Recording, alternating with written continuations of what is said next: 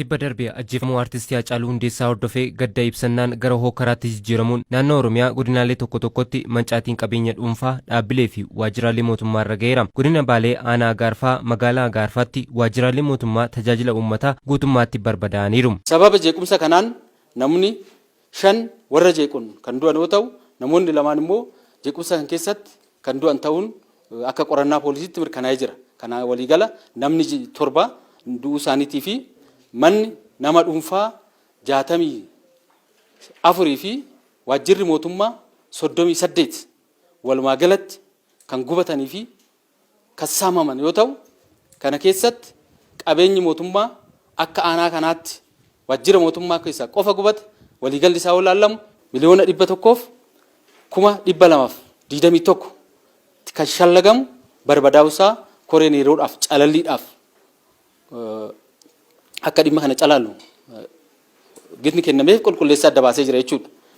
Diinni ijaaramee magaalaa kana keessatti ilaalcha gubbaa irraa diinni gubbaa irra jiruuf kenna qabatee tokkoffaa biyya kana diiguudhaa fi lammaffaa sabaaf sablammoota magaalaa kana keessa jiran lubbuun isaaniillee namni dabreen jira, qabeenyi isaaniillee kan barbadaa'een jira. Kanaaf sabaaf sablammoota biyyattii kana keessa jiran saamicha geggeessanii ummanni biyya kana keessa jiru ummanni Oromoo sabaaf sablammoota keessa jiru wajjin akka waliin bu'ee ummanni kun lubbuun isaa badee wal fixu taasisuudhaaf waan diinni yeroo dheeraaf karoorfatee irratti dalagee gocha badii naannoo kanatti raawwate ta'uu isaati kan mul'atu. Caasaan bulchiinsa magaalaa Agaarfaa irra deebiin hundeeffamaa jira. Qabeenya manca'ee deebisuudhaafis hawaasni qarshii miliyoona 100 ofirratti murteessee sochii eegaleera. Gocha raawwate balaaleffachuun qaama yakka kana raawwate seeratti akka dhiyaatus gaafataniiru. Manni murtee keessa waajjirri poolisaa keessa jira, waajjirri bulchiinsaa keessa, waajjirri dhaabaa keessa lakkoofnee fixuu hin dandeenyu tajaajilamaa turre waajjirri qonnaa qabeenya guddaa gubatee keessa jira. Kanarra hara nam lama walloole bakka itti walimatu hin qabu, bakka dhaabatu hin qabu, namni seeraan jiraata. Warroonni seerri manni murtii asitti kan gubateetiin hin badde kun amma badhe irra jirra. Homma takka iyyuu irra hin jiran jechuudha. Deebisnee ijaaratee uummanni kun jedhe malee tajaajila guddaa nuu kennaa ture. Ilmaan ta'e itti qaxaramee buddeena itti argatee jira. Akkamitti bakka buddeena itti nyaatanitti biyya ofirratti gubanamni.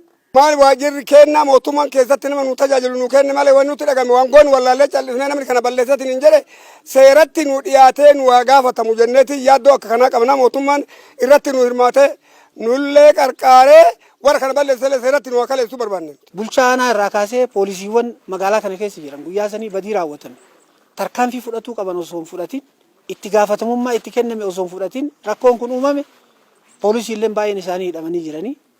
Caasaan aanaallee kaabineen gara nama 3 hidhamanii jiranii. Poolisiilleen gara nama 9 akkamii hidhamanii jiranii. Kanaaf tarkaanfii yeroo ammaa jalqabame kun caasaa qofarratti osoo hin ta'in caasaa waan gahee isaa bahuu dhabeef tarkaanfiin irra fudhatama. Namoonni badii irratti hirmaatanii dhimma kana keessatti gahee olaanaa shoora adda addaa taphachaa turan dhiira nama 177 fi dubartii 22 yeroodhaaf to'annaa jala kan jiran yoo ta'u namoonni hafanis hordoffii irra kan jiran ta'uudha. Waliigalli meeshaan seeraan alaa namoonni yakka kana raawwatan itti fayyadaman shugguxii 9 fi kilaashii 3 qabanii harka keenya hangala yoo ta'u meeshaan waajjira mootummaa keessaa hatamanii yookaan eega gubanii booda fudhatan meeshaan 110 qabanii harka poolisii fi waraana as naannoo kan dhimma kana tasgabbeessuudhaaf galii harka jiran jechuudha.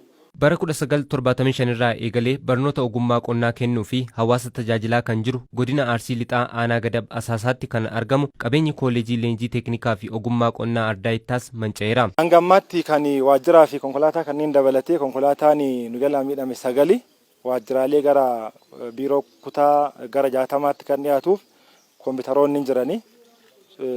Tajaajilli kuusaa shammaachii kan jedhamu hin qabna kan hojjeta. Ofiisii 2 qabanii warri quxabaaf shammaachiin kunniin kanneen dabalatee hanga ammaatti kan waajjira mana jireenyaa doon dabalatiin qarshii miliyoona 25 tuqaa 5 kan ta'u hagammaa miidhaan irra ga'ee jira. Magaalaa irraa ba'ee naannawaa baadiyyaatti kan argamu kooleejichi ambulaansii dabalatee bishaan dhugaatii hawaasaaf kan dhiyeessudha. Taateen kun tasa ta'us qabeenya manca'ee fi saamame deebisuudhaaf hawaasni sochii eegaleera. Hawaasni illee baay'eetti dhagamee yeroo kana gocha kana balaaleffataa jira. Qabeenya bades dachaasaa jiranii irra caalaa amma namni gandoota ollaa kana jiran qabeenya saamames akka dacha'u godhanii hawaasni socho'ee ammallee beellamaan jira ittuma deemamaatiin jira. Qabeenyonni badanii hagammaa dachaan qabeenyi guddaan kan bade kompiitaroota biiroo hundarraa fudhatameetiin jira. Istooriin tokko guutuun saamamee jira. istooriin ammoo iyyuu waldaa qusannaaf liqiif kan biraa saamee jira. Qabeenya kanniin amma keessattuu kompiitaroota, firaashii barataa, baanaa kunniin dachaa jiranii. Taateen kun bifa kanaan hin taadhamee yaadameetti miti kan ta'e.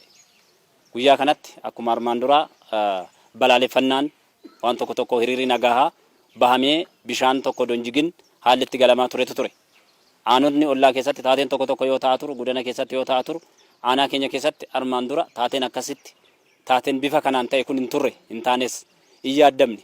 Bifuma kanaan bifuma tana duraatiin ta'amee galama jedhameeti kan eeggamaa ture.